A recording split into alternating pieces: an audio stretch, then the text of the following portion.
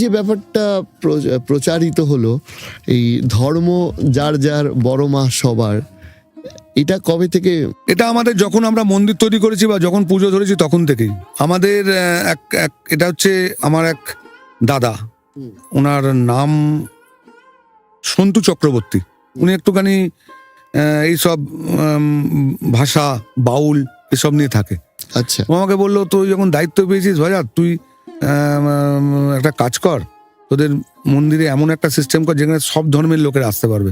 বললাম, তুমি তাহলে কিছু একটা আমাদের দাও যেটাকে নিয়ে আমরা করি, বড় মা লেখা থাকবে নিচে। সেরকম ও তখন এটা আমাদের বলেছিল, সব ধর্মের মানুষ আসতে পারে। আমি আপনাকে বলছি না, আগের দিন একটা পোস্ট হয়েছে আমাদের, কোনো একটা মিডিয়া একটা পোস্ট করেছে যে বড় মার হোমের কলা নিয়ে পোস্ট, মিনিটে 4টে পোস্ট হয়েছে।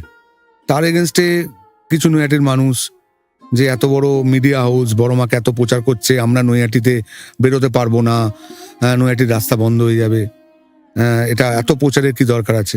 সেখানে একজন মুসলিম মহিলা বলছে, মায়ের প্রচার কি ওরম ভাবে, মা তো নিজেই করাচ্ছে এগুলো।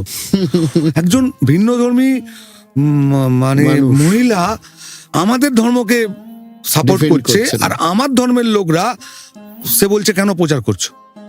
বিবেকানন্দ চিকাগোয় গিয়ে রামকৃষ্ণের প্রচার করে এসছে, আমাদের ধর্মের প্রচার করে এসছে।